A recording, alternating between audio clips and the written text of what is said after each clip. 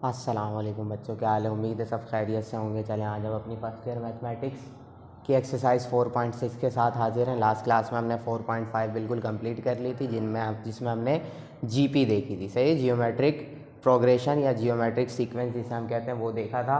आज हम क्या करने वाले हैं, उसी का जियोमेट्रिक मीन निकालने वाले हैं, यानी उसी के दरमियान हम क्या निकालेंगे, मीन निकालेंगे। जैसे हमने अर्थमेटिक सीक्वेंस देखा था, फिर उसका मीन निकाला था, उसी तरीके से आप जियोमेट्रिक के बाद, जियोमेट्रिक सीक्वेंस के बाद उसका मीन निकालेंगे। ठीक है, तो सबसे पहले हमारे पास जियोमेट्रिक मीन के लिए सिंगल मीन हम निकालते हैं, यानी कि दो टर्म्स के दरमियान एक जीएम मुझे चाहिए, यानी कि एक ऐसी वैल्यू चाहिए जो पुट करने के बाद तीनों नंबर्स क्या हो जाएं, एक जियोमेट्रिक सीक्वेंस बना लें, यानी जीपी बना लें।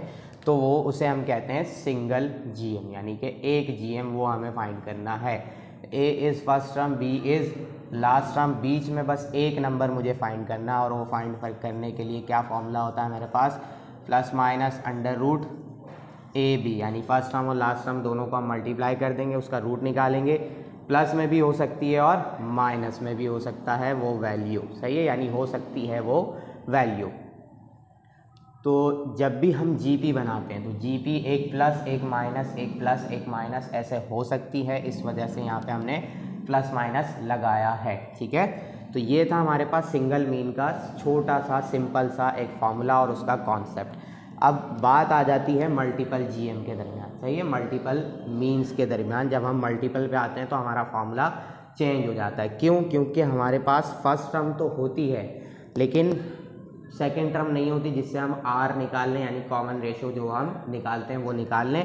क्योंकि हमें कुछ भी बनानी है, कोई सी भी टर्म अगर से बनानी है तो हमें ए और आर लाजमी चाहिए। ठीक है, तो हमारे पास वो नहीं होती, बस फर्स्ट टर्म होती है और फर्स्ट के बाद लास्ट टर्म होती है। हमें कह देते हैं कि इसके दरमियान में इतने जीएम्स फाइंड करें, तो वो फाइंड करने के लिए हम फंस जाते हैं थोड़ा सा। ठीक है, तो इस वजह से बस आपने क्या करना है, दिमाग को थोड़ा सा हाजिर रखना है और काम स्टार्ट रखना है।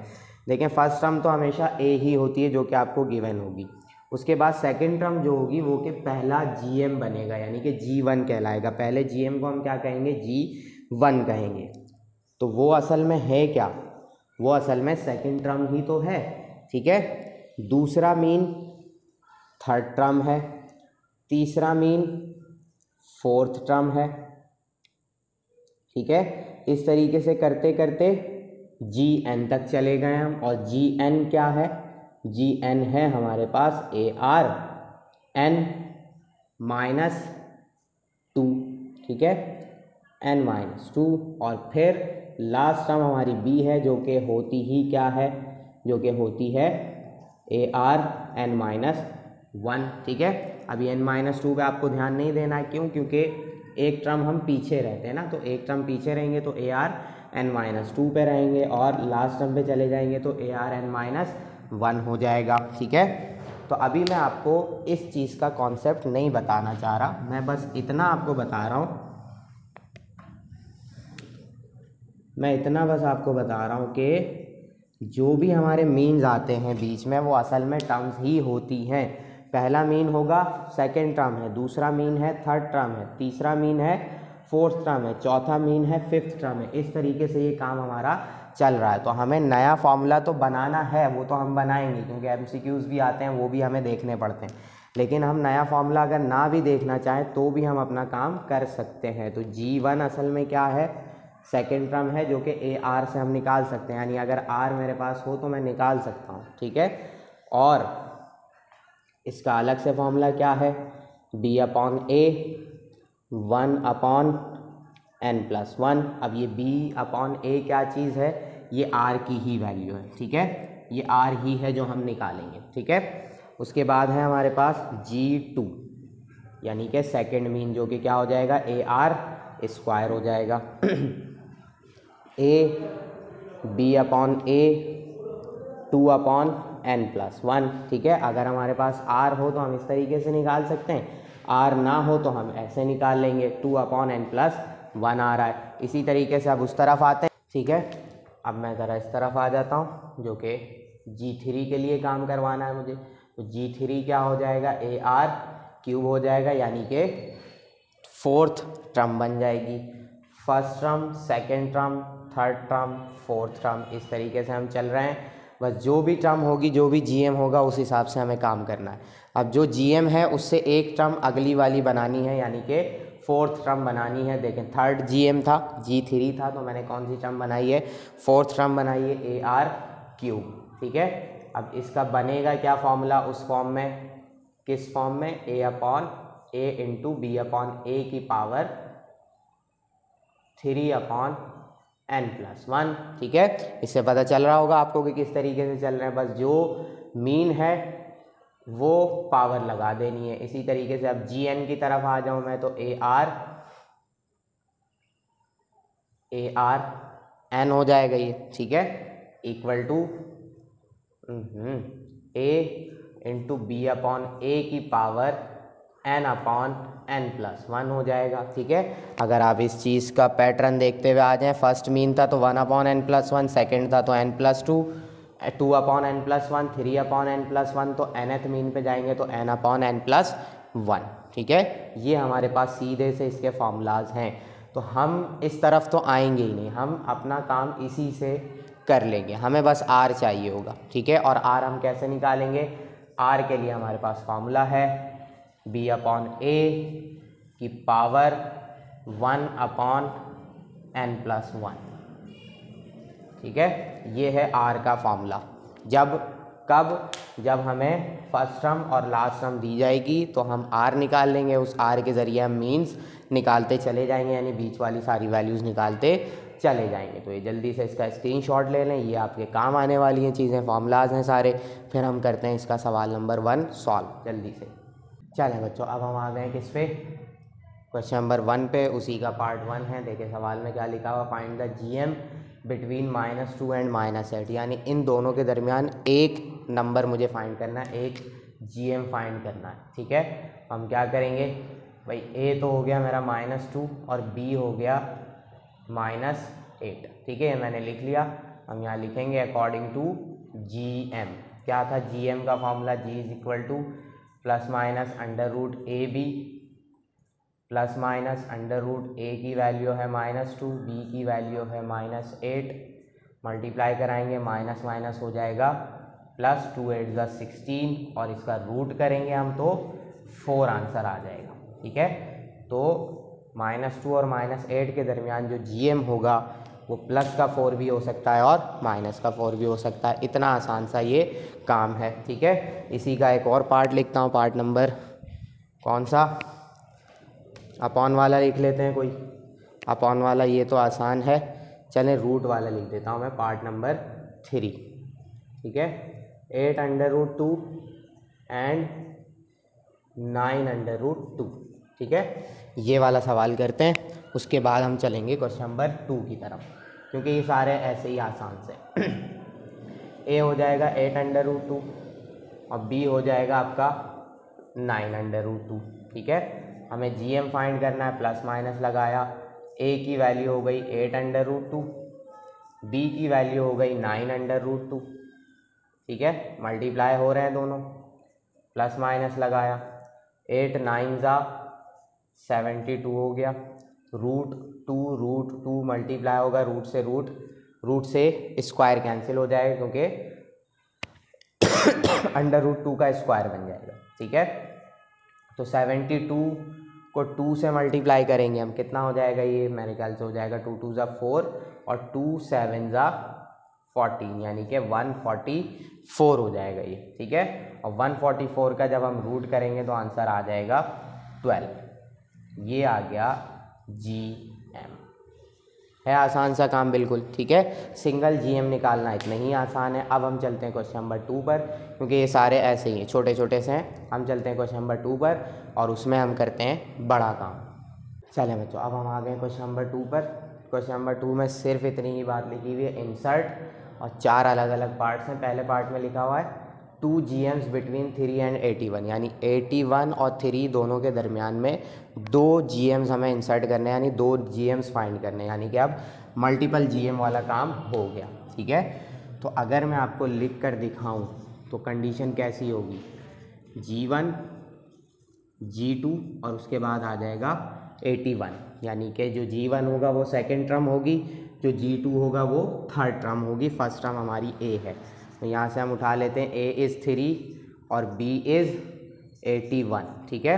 अब बस मुझे क्या चाहिए, सेकेंड टर्म फाइंड करना है तो AR होगा, थर्ड टर्म फाइंड करना है AR स्क्वायर होगा। मुझे बस चाहिए क्या, R चाहिए, और R का फॉर्मूला मैंने आपको लिख कर बताया था, क्या था, B/A की पावर 1/n+1। n क्या है, n नंबर ऑफ मीन्स है, यानी जितने भी मीन आपको फाइंड करने हैं वो आप यहाँ पर पुट करेंगे, ठीक है। तो B is 81, A is 3, 1/n, यानी कितने मीन फाइंड करने, 2 फाइंड करने, 2 + 1 हो जाएगा, ये हमने रख दिया। 3 से 81 को कैंसिल कराया, क्या बचेगा, 27 बचेगा, और ये हो गया 1/3। 1/3 का मतलब है क्यूब रूट, 27 का क्यूब रूट आप जब निकालेंगे तो आंसर आएगा आपके पास 3, ठीक है, यानी R कितना आ गया, 3 आ गया। अब मेरे पास वैल्यूज़ मौजूद हैं, ठीक है। G1 मेरा किसके बराबर है, पहला G1 फाइंड करना है जो कि होगा R, और A इज़ 3, R इज़ 3, 3 3 9, यानी पहला G1 क्या बन गया मेरा, दिस। G2 क्या हो जाएगा, AR स्क्वायर, 3A है और R भी 3 है, स्क्वायर किया मैंने, 3 का स्क्वायर 9 हो जाएगा, और 9 3 27 हो जाएगा। तो दोनों G1s आ गए मेरे पास। तो देखें ज़रा क्या क्या बन रहा है। फर्स्ट टर्म 3 थी, ये आ गई। G1 निकाला मैंने, पहला 9 हो गया, दूसरा निकाला 27 हो गया, और उसके बाद है 81। ये दो GMs मैंने निकाले बीच में, ये आ गया आंसर। अब खुद देख लें, ये रखने के बाद ये एक पूरी की पूरी GP तैयार हो गई है, ठीक है। तो जल्दी से इसका स्क्रीनशॉट लें। इतना ही आसान था ये, ऐसे ही करना है हमें, बस जितने GMs कहेंगे यहाँ R के लिए हम N की जगह पे वो नंबर पुट कर देंगे, ठीक है। अब मैं आपको एक और कराता हूँ, ये सवाल भी हमारा हो जाएगा कंप्लीट। जल्दी से इसका स्क्रीनशॉट लें, फिर हम चलते हैं आगे। हम आ गए उसी के क्वेश्चन नंबर 2 के पार्ट नंबर 4 पर, ठीक है। मैंने बड़ा वाला सवाल इसी वजह से उठाया है, छोटे वाले आपके लिए छोड़ दिए। क्वेश्चन नंबर 1 का ये पार्ट 1 मैंने कराया, और पार्ट 4 मैं करा रहा हूँ। पार्ट 2 और 3 आप लोग कर लिएगा, बिल्कुल ईजी है। जैसे ये करवाने जा रहा हूँ, जैसे पिछला सवाल करवाया वैसे ही होगा। चलें आ जाए, इसको देखते हैं हम क्या करना है हमें। अब ये कह रहे हैं कि 16 और 1024 के दरमियान कितने GMs इंसर्ट करने हैं, 5 GMs इंसर्ट करने हैं, यानी टोटल टर्म्स हमारे पास हो जाएंगी 7। तो हमें टोटल टर्म्स वगैरह से कोई इशू नहीं है, बस हमें इतना पता है कि A हमारा क्या होगा, 16 है, B यानी लास्ट टर्म क्या है, 1024 है, ठीक है। R हमें चाहिए होगा क्योंकि R ज़रूरी है। R क्या हो जाएगा, R है हमारे पास B/A की पावर 1/n+1, ठीक है। और अब तो आपको सब कुछ पता है कि क्या क्या पुट करना है। B is 1024, A is 16, 1/n+1, n की जगह हम क्या पुट कर देंगे, n की जगह हम नंबर ऑफ मीन्स पुट करेंगे जितने हमें कहें। कितने कहे हैं, 5 कहें, तो ये रखा मैंने 5 और +1, ठीक है। 16 कैंसिल हो जाएगा, 16 कैंसिल होगा किससे, 16 1 ज़ा 16, और ये पूरा किससे कैंसिल होगा, मेरे ख्याल से 64 आना चाहिए। मैं कैंसिल कर लेता हूँ एक दफ़ा कैलकुलेटर में। 1024 डिवाइड बाय 16, हाँ 64 आंसर आ रहा है। ये हो गया 64, और 64 की पावर क्या हो जाएगी, 1/6। 1/6 का मतलब है 6th रूट, ठीक है। और 6th रूट 64 का निकालना है, यानी 64 का LCM करा लें। 2 से LCM होगा, 6 टाइम्स LCM होगा। तो जब आप आंसर निकालेंगे तो आंसर क्या आएगा, 2 आंसर आएगा, ठीक है। अगर ये नहीं आता आपको तो मैं आपको बता देता हूँ क्या हो जाएगा। 64 का रूट करें, वो सॉरी LCM करें 2 से, 3 ज़ा 2 ज़ा, 2 1 ज़ा 2 6 ज़ा, 2 8 ज़ा, 2 4 ज़ा, 2 2 ज़ा, और 2 1 ज़ा। देखिए कितने 6 आ रहे हैं, 6 टाइम्स 2 आ रहे हैं, ठीक है। तो 2 की पावर बनेगी 6, यहाँ पर ऐसे लिखा जाएगा 2 की पावर 6, और ये हो गया 1/6। 6 से 6 कैंसिल, क्या बचेगा आंसर, 2 बचेगा, ठीक है। अगर आप कैलकुलेटर में नहीं कर सकते तो आप ऐसे कर सकते हैं, ठीक है। तो यानी कॉमन रेशो कितना आ गया हमारे पास, 2 आ गया कॉमन रेशो। अब तो कोई मसला ही नहीं है, 5 GMs निकालने हैं, 10 निकालने हो, 1000 निकालने हो, हम निकाल लेंगे। पहला G1 होता है जो कि फर्स्ट टर्म नहीं सेकेंड टर्म होती है AR, ठीक है। ए है हमारा 16, आर है 2, मल्टीप्लाई करेंगे 16 2 ज़ा 32। पहला G1 बन गया यानी GM बन गया। दूसरा बनाएंगे AR square, A is 16, R is 2, उसके ऊपर आ जाएगा स्क्वायर। सॉरी, मुझे पहले फॉर्मूला लिखना था, मैंने फॉर्मूला नहीं लिखा, अब लिख देता हूँ, कोई मसला नहीं है।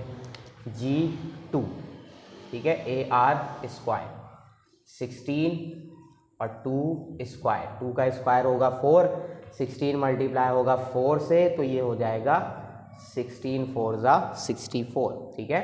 अब मुझे चाहिए G3, तो G3 क्या होगा, AR क्यूब होगा, A इज़ 16, R इज़ 2, उसका क्यूब करेंगे, 2 का क्यूब हो जाएगा 8, और 8 को जब हम 16 से 2 का क्यूब 8 को जब हम 16 से मल्टीप्लाई कराएंगे तो आंसर आएगा 128। कितने GM हो गए, 3 हो गए। चौथा निकालते हैं हम, G4, AR 4, ठीक है।